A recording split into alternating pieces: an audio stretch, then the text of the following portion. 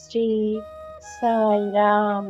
நம் அன்பான சிரடி சாய்பாபா, நம் அன்பான பகவான் ஸ்ரீ சத்ய சாய்பாபா இருவரின் ஆசிர்வாதம் அனைவருக்கும் கிடைக்க நான் மனதார பிரார்த்தனை செய்கிறேன். பகவான் ஸ்ரீ சத்ய சாய்பாபா அவர்களின் தெய்வீக அருளுரை. நமது மனதின் இயல்பு என்ன? அதை நாம் எவ்வாறு கையாள முடியும்? நமது அன்பான இறைவனான பகவான் ஸ்ரீ சத்ய சாய்பாபா அவர்கள் ஒரு முக்கியமான செய்தியுடன் நம்மளை வழிநடத்துகிறார்கள். மனம் ஒரு யோசனையில் இருந்து இன்னொரு யோசனைக்கு வேகமாக செல்கிறது. அது ஒரு கணம் பிரியப்பட்டு அடுத்த கணமே அதை கைவிடுகிறது. நீங்கள் உங்கள் வாயை மூடிக்கொள்ள முடியும், ஆனால் மனதை மூடி வைத்திருப்பது கிட்டத்தட்ட சாத்தியமற்றது. மனம் அந்த இயல்புடையது. அது ஆசையின் நூலிலிருந்து நெய்யப்பட்டது.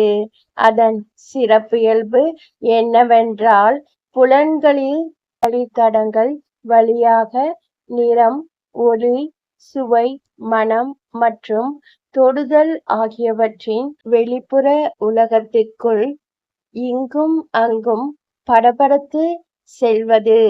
ஆனால் அதை மனிதனால் அடக்கி நல்ல பயன்பாட்டுக்கு கொண்டுவர முடியும். நாம் அதை நல்ல நோக்கங்களிலும் நல்ல சாகசங்களிலும், குறிப்பாக பிரபஞ்சம் முழுமையான நித்தியமான, அதாவது கடவுளை பற்றி சிந்தனையில் ஈடுபடுத்தினால் அது வழி தவறி மனிதனை அழிவில் ஆழ்த்தாது. ஏன் என்றால் கடவுள் அழியாதது. வலிமை, நித்திய மகிழ்ச்சி மற்றும் புரிந்து கொள்ள முடியாத ஞானத்தின் மூலமாகும். பகவான் ஸ்ரீ சத்ய சாய்பாபா அவர்களின் தெய்வீக சொற்பொழிவு. மே மாதம் 19ஆம் தேதி 1969ஆம் ஆண்டு. உடல் ஒரு நீர்க்குமிழி போன்றது. மனம் ஒரு குரங்கு போன்றது.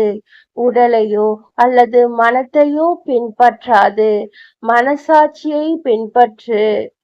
பகவான் ஸ்ரீ சத்ய சாய்பாபா அவர்கள் கூறினார்கள். இந்த பதிவை பார்த்த அனைவருக்கும் நன்றி, வணக்கம். அனைவரும் நம்புங்கள், உங்களுக்கு நல்லதே நடக்கும். ஜெய் சாய்ராம். அல்லாஹ் மாலிக்.